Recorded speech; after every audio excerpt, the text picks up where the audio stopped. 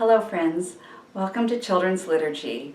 I'm really glad to have time to be with you and share two really wonderful stories. They're very different, but they're really important stories, I think, and just kind of fun for us to know about. As we begin our time, I'd like to say a prayer, and I hope you will pray with me. Tim is going to just focus on the words of the prayer, and I'll say the words out loud. And you can read along or just listen. Dear God, thank you for always being faithful to us and present with us. Thank you for our ancestors who came before us. Their stories remind us of your love. Help us to live out stories that reflect your love too. Amen.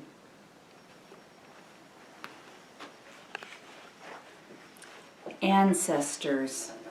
Ancestors are people that sometimes we think of as the people in our family, like our great-grandparents, great-great-grandparents, aunts and uncles and cousins, all the people in our family who lived a long time ago before us. And sometimes we think of ancestors as our spiritual ancestors, people who we look to because we are following the same faithful journey that they were on. So our bulletin that we sent out this week on the computer in the black and white version, just so that you can color it the way you'd like to, and the bulletin as well. Both of these are based on a psalm, Psalm 78. And I'm going to read part of that psalm to you. Here's the way the people from the Illustrated Ministry decided they wanted to color this coloring page. Listen to the words from the Bible as I read part of Psalm 78. My friends, I beg you to listen as I teach. I will give instruction and explain the mystery of what happened long ago. These are things we learned from our ancestors, and we will tell them to the next generation. We won't keep secret the glorious deeds and the mighty miracles of the Lord. God gave his law to Jacob's descendants, the people of Israel, and he told our ancestors to teach their children, so that each new generation would know his law and tell it to the next. Then they would trust God and obey his teachings without forgetting anything God had done. That is the first part of Psalm 78 from the Bible. Remembering all of the wonderful things that God has done. And one of the ways we remember is we tell the story. And we tell the story to the people we love, and they tell the story to the next generation of people they love. So, I have a story to tell you today, and this story is not in the Bible, but when I came across this story, I thought this is a wonderful story for us to know. There is a book that I discovered called The Boo-Boos That Changed the World. Is that a funny title? A true story about an accidental invention. Really.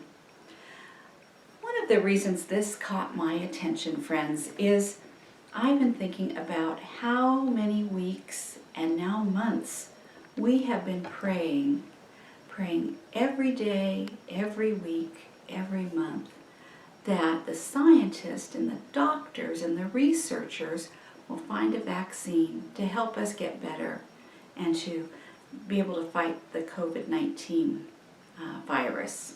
So when I saw this book about an invention, let's see if I can say that right, this book about an invention that really happened, I thought, well, maybe that would be interesting for us to know this story. So I'd like to share this with you, and I'm going to open up the book, and here we go. The Boo-Boos That Changed the World. a true story about an accidental invention. Really? Written by Barry Wittenstein, illustrated by Chris Hsu. Once upon a time, in 1917 actually, a cotton buyer named Earl Dixon married his beloved Josephine, and they lived happily ever after. The end. Actually, that was just the beginning. The newlyweds expected to live a quiet life in New Brunswick, New Jersey. Instead, Earl and Josephine ended up changing the world, one boo-boo at a time. You see, Josephine was accident-prone. She often bumped and bruised herself while working around the house, but that was nothing compared to how often she injured herself in the kitchen. Ouch! When she sliced and diced an onion, she sometimes sliced her finger too. Boo-hoo! When she grated cheese, she sometimes grated her knuckle. Ugh! When she lifted a hot pot off the stove, she sometimes burned her hand. After Josephine winced in pain, she quickly grabbed a rag to stop the bleeding. But with bulky towels between her fingers, it was even harder for Josephine to hold a knife. She became even more accident-prone. Impossible, you say? It's true. Josephine's klutziness had become a bloody problem. Every night when Earl came home from work, he looked forward to talking with Josephine and eating the wonderful meal she had prepared. That was until he saw his beloved's hands. Yikes! Her cuts might be infected. He had to help his new bride. Earl's father was a doctor, so Earl knew a little bit about boo-boos and bandages. And luckily, he worked for a company that manufactured hospital supplies. Earl knew there had to be a solution, but what was it? Earl thought while he shaved in the morning. Maybe if I... Earl thought while he bought cotton in the afternoon. Then I could... Earl thought some more while he lay in bed at night. And that would solve... Finally, a light bulb went off over his head. I've got it, Earl yelled with excitement, waking up Josephine. What have you got? She asked. The bloody solution, of course, Earl replied. The next morning, Earl tried out his idea. Step 1. He took a long piece of adhesive tape and laid it on the kitchen table, sticky side up. Step 2. Earl cut small squares of sterile gauze and stuck them on the tape every few inches. Step 3. He placed a material called crinoline on top of the adhesive tape to keep the whole strip sterile. It's perfect, Earl said proudly. Now, all Josephine had to do was cut off a piece of the longer strip and put it on. She didn't need anybody's help. She needed only one hand. It worked! At last, they lived happily ever after. The end. But wait, here comes the part about how Earl and Josephine changed the world. Earl guessed there were probably hundreds, possibly even thousands of people who could benefit from his new invention. Earl and Josephine thought about making the bandages themselves, but they soon realized it was too big a job. Earl told one of his co-workers about it, and the co-worker encouraged Earl to meet with the company's president. At first, Earl's boss, James Johnson, wasn't quite sure Earl's idea was good enough. Earl demonstrated how easy it was to put the bandage on. Then Mr. Johnson saw his own light bulb. The company agreed to produce and sell the product. They combined the words bandage and first aid to create the clever name Band-Aid. Now Earl and Josephine would surely live happily ever after because Band-Aids were guaranteed to be an instant success. And with that, we have come to the end. Thank you and good night. Oops, not yet. Sorry. That first year, Band-Aids were made in a factory. It was a slower than slow process, and only a small number could be manufactured by hand. They came rolled up and were 18 ridiculous inches long and 3 ridiculous inches wide. And they still had to be cut into pieces. Earl, Josephine, and Mr. Johnson had high expectations, but the Band-Aid boxes collected dust, ignored and unwanted. A few years later, the company invented a machine that could mass produce thousands of bandages. Instead of the user having to cut them up, each one was ready to go. Band-Aids were now about 3 inches long and an inch wide. And they were cute too.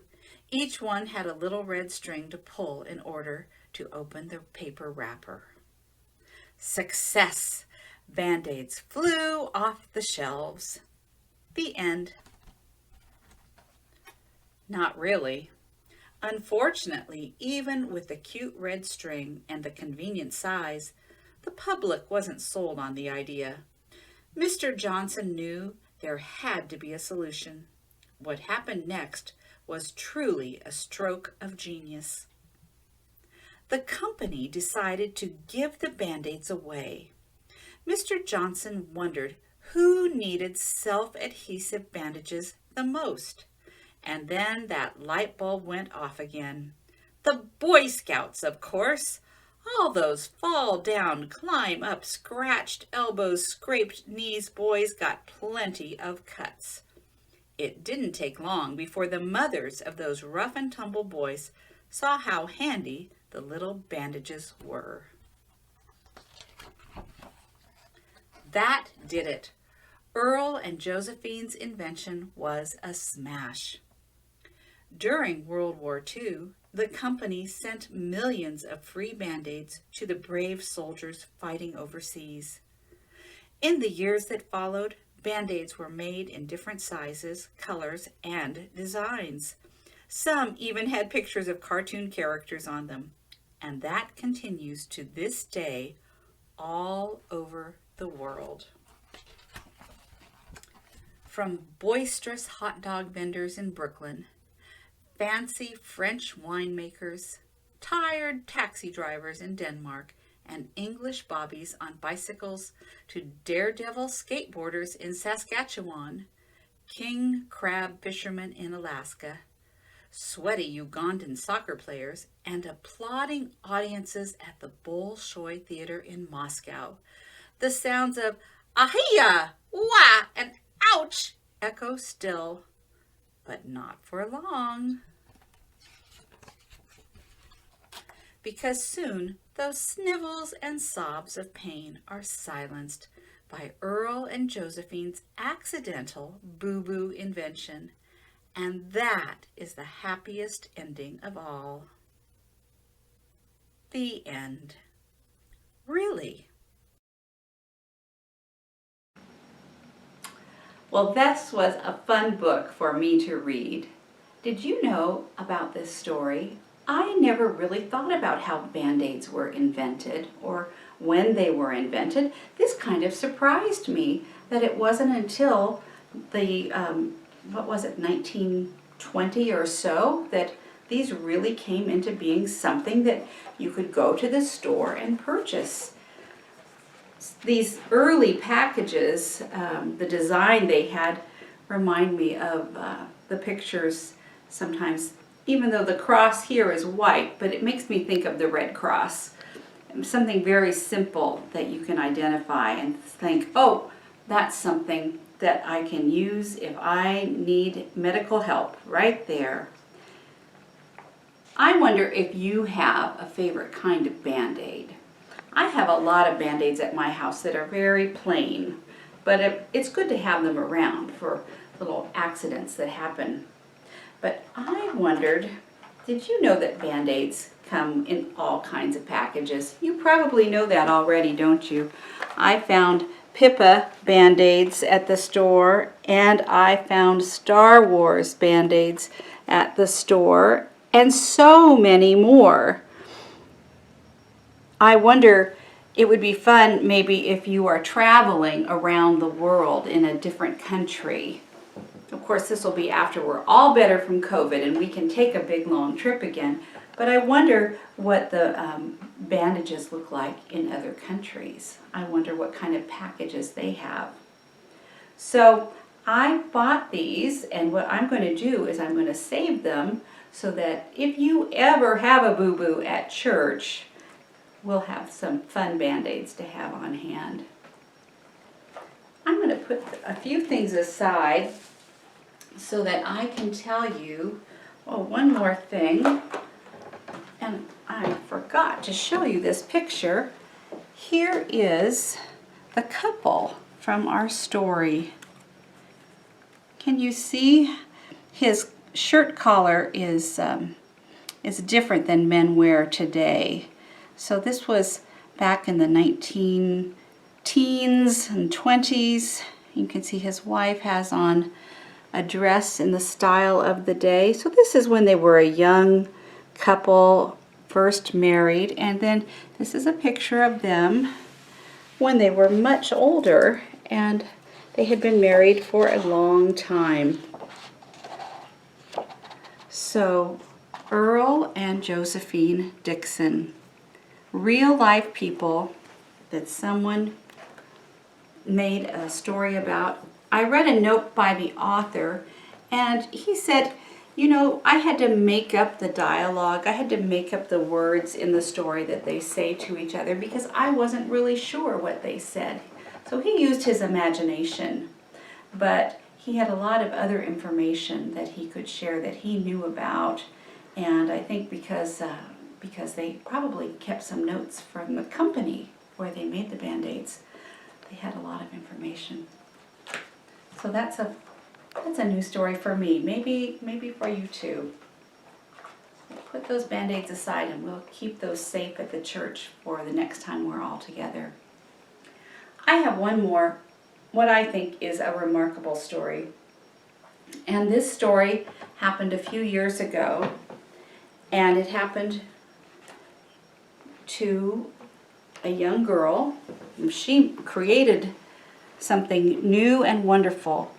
This young woman's name is Anushka Naiknaware, and she lives in Beaverton, Oregon, which is very close to us. Now, Anushka loves science, and she loves math, and one of the people she admires is a woman named Marie Curie, who was a scientist long ago, at a time when there were very few women scientists.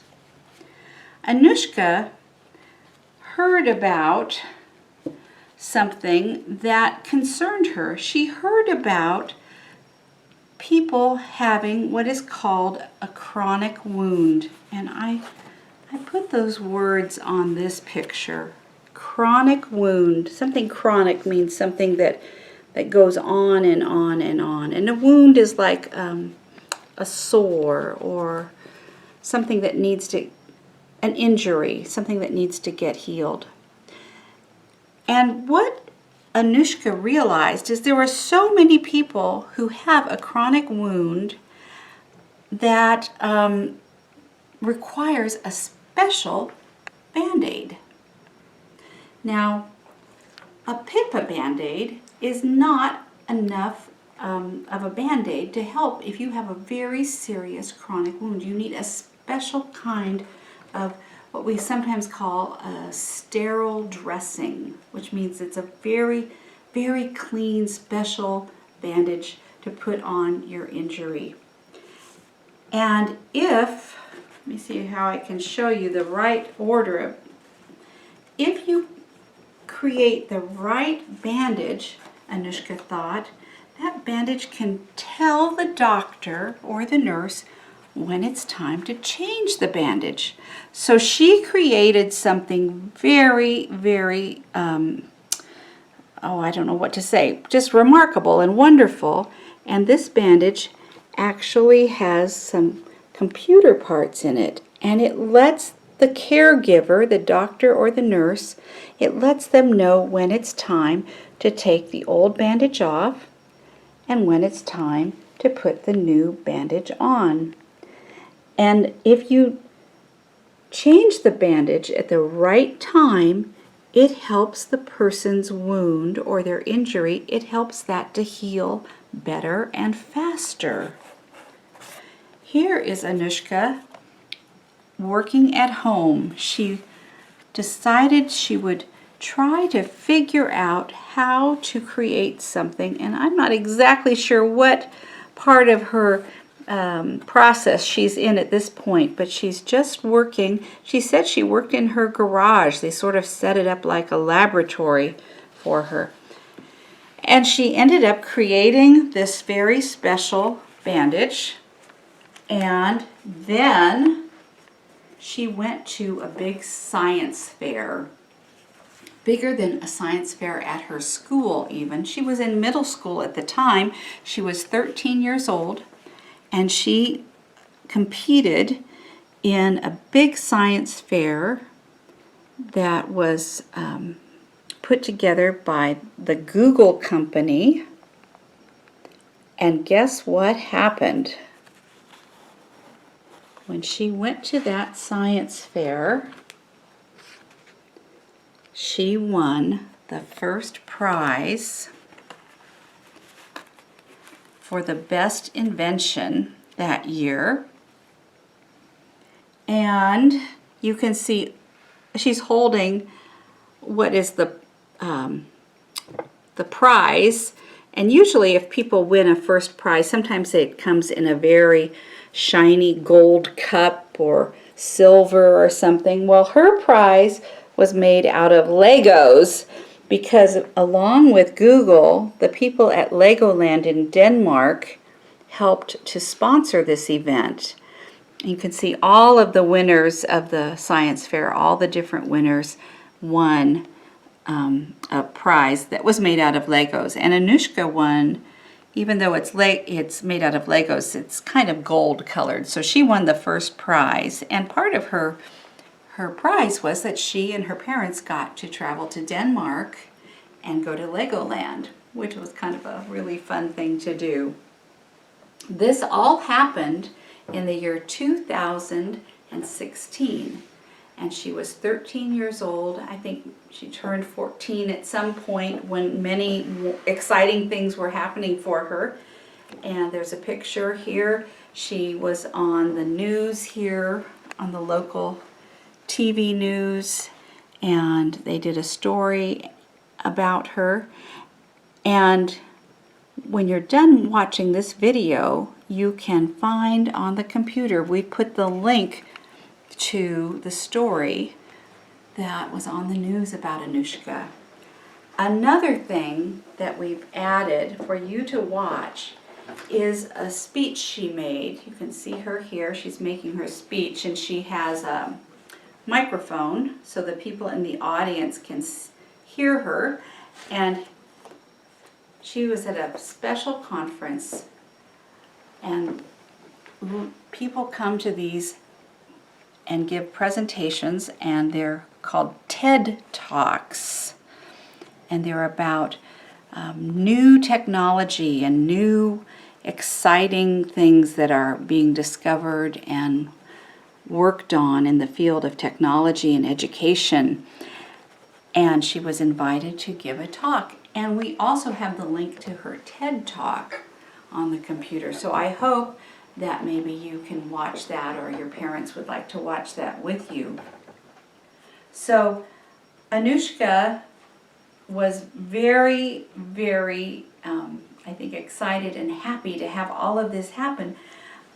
And it's wonderful that she had the confidence, I think, to keep trying. She said she worked for about 2 years from when she got the idea of how to create that special bandage. And this is just a plastic arm, just so that she can show as an example of all the parts, all the components, and how this works. What I thought was wonderful is that she created this, and this is going to help so many people.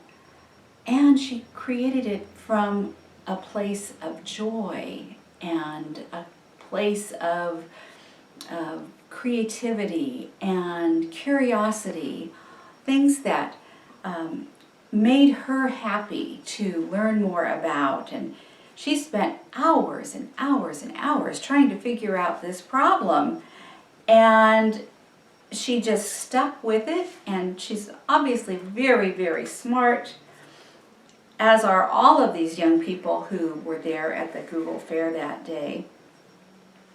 But her story reminds me about what it means for us when we take all of our joy and our creativity and our curiosity and sometimes our persistence, and we take all of that and we combine it with something that we care about, that we think is important.